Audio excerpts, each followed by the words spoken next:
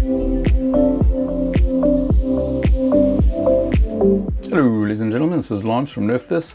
Today we're having a look at this. This is the Logitech MX Keys Mini. I have it both in the grey and the white. The MX Keys Mini falls nice and sweetly into the form factor that I love. It's small, it's compact, it switches between multiple devices, and it has great connectivity.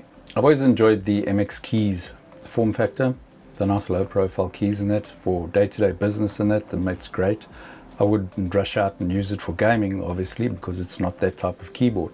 But for connecting to multiple devices, in my case a PC and a Mac and maybe even my iPad, it can do all of that. This is definitely for the lover of a low profile chiclet style key, and the fact that it comes in two different colors is quite nice. I enjoy having white devices in my office, mice and peripherals and whatnot, simply because it suits the aesthetic of my office.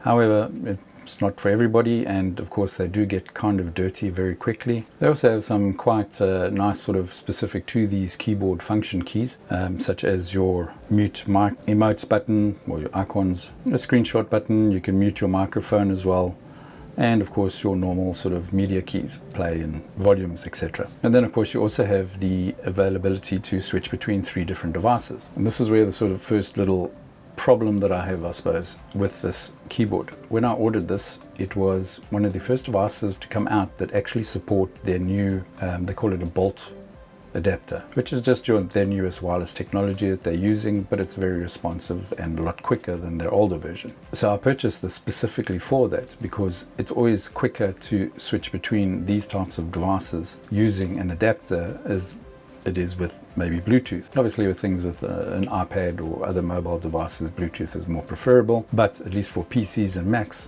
to have one of these adapters in there would make life a lot quicker and easier.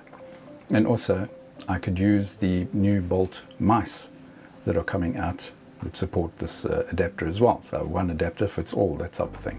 Except their first ones didn't come with any adapters. So I purchased the white version first, and when it got here, it didn't have the Bolt adapter, which they didn't say it was going to ship with it, but I was a bit disappointed. Only to find out that the Bolt adapters were not available anywhere in the world as yet.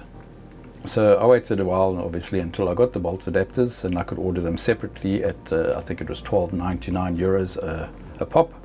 And I bought a whole bunch of them just to fit into the different devices. But basically, after a lot of hiccups and everything, I eventually had the setup the way that I wanted. They do come with 3 steps of basic keyboard backlighting. They easily switch between both a Mac and a PC layout. They actually have buttons split where they have the 2 different versions on each of them of the buttons that are different, like your Alt and Command button. When I purchased the white one, it was specifically because most of my devices are white, and that's the aesthetic that I was going for. However, I did find out the hard way a small problem with that, and that is when you have bright things on your screen and there's a lot of light coming down from your monitors shining onto the keyboard, you can no longer see that backlight.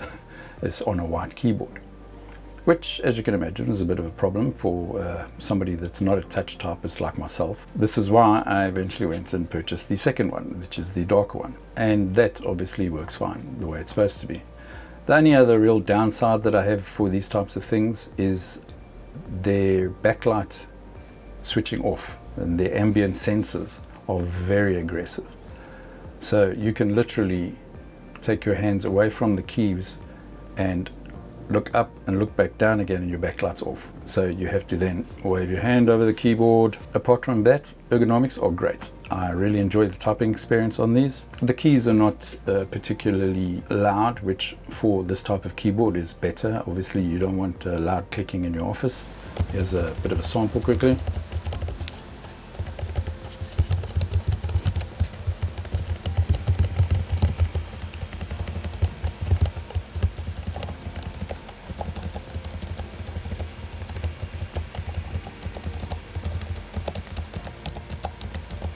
So as you can see, they're very quiet, which is great for an office environment. If you want something more clicky, obviously, then it's not so great. The only other issue that I picked up while I was busy testing these over the last few months is the fact that when you switch between devices using the Bolt adapter, or Bluetooth for that matter, it loses all your brightness settings, which, you know, it should keep at least those. I don't know if that's something to do with the illumination settings or the aggressive nature of the backlight ambient sensor, but it did become a little bit of an annoyance having to push the brightness back up again every single time that I changed to a new device. On the good side, the battery life, 2 to 3 weeks of daily usage, and I use it most of the day, so that's quite not too bad for something that is backlit especially. And of course the other good thing with the bolt adapter is it's very quick to switch. And there we have it. I hope you enjoyed this quick and nasty review of the Logitech MX Keys Mini in both variations. If you did, please like, subscribe, all that lovely stuff, or buy me a cup of coffee in the link below. It does help to support the channel, and I will see you on the next one. Bye bye.